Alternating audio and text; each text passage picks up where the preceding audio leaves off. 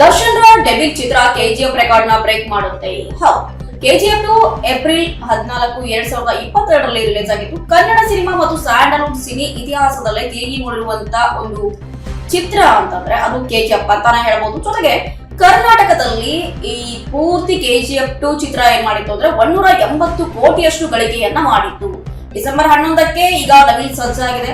ಇನ್ನೇನು ಕೆಜಿಎಫ್ 2 ದಾಖಲೆಯನ್ನ ಮುರಿಯುತ್ತೆ ಅನ್ನುವಷ್ಟು ಡೆವಿಲ್ ಒಂದು ಚಿತ್ರದ ಹವಾ ಮತ್ತೆ ಅದರ ಪ್ರಚಾರ ಕೂಡ ನಡೀತಿದೆ. ಹೇಳಿ ಕೇಳಿ ದರ್ಶನ್ ಚಿತ್ರ, ಜೊತೆಗೆ ದರ್ಶನ್ ಈ ಸಂದರ್ಭದಲ್ಲಿ ಇಲ್ಲದ ವೇಳೆ ಆ ಸಿನಿಮಾವನ್ನ ಸಕ್ಸಸ್ಫುಲ್ ಆಗಿ ಒಂದು ದಾರಿಯಲ್ಲಿ ಕೊಂಡೊಯ್ಯಬೇಕು ಅಂತ ಪ್ರತಿಯೊಬ್ಬ ಅವರ ಸೆಲೆಬ್ರಿಟಿಗಳು ಏನ್ ಮಾಡ್ತಿದ್ದಾರೆ ಅಂದ್ರೆ ಹಾಗೆ ಒಂದು ಕಡೆ ಕೆಜಿಎಫ್ 2 ಅನ್ನ ದಾಖಲೆ ಮುರಿಯುತ್ತೆ ಅಂತಕ್ಕಂಥ ಎಲ್ಲಾ ಸಿಚುವೇಶನ್ ಗಳು ಕಣ್ಮುಂದೆ ಕಾಣಿಸ್ತಿವೆ. ಯಾಕಂದ್ರೆ ಆಲ್ರೆಡಿ ಟಿಕೆಟ್ ಬುಕ್ ಆಗಿವೆ ಒಂದು ವಾರದ್ದು. ಇನ್ನೇನು ತೆರೆ ಕಾಣುತ್ತೆ ಸಿನಿಮಾ ಡಿಸೆಂಬರ್ 11ಕ್ಕೆ.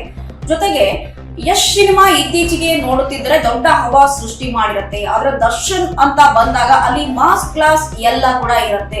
ಇತ್ತೀಚೆಗೆ ಬಂದ ವರದಿಯ ಪ್ರಕಾರ ಬಹು ದೊಡ್ಡ ಒಂದು ಫ್ಯಾನ್ ಪೇಜ್ ಇರುವುದು ದರ್ಶನ್ಗೆ ಅಂತ ತಿಳಿದು ಬಂದಿದೆ. ಜೊತೆಗೆ ಕಾಟೇರ ಹಿಂದಿನ ಚಿತ್ರವಾಗಿತ್ತು. ಅದಾದ ನಂತರ 1-2 ವರ್ಷದಲ್ಲಿ ಈ ಚಿತ್ರ ತೆರೆಗೆ ಕಾಣಲಿದೆ.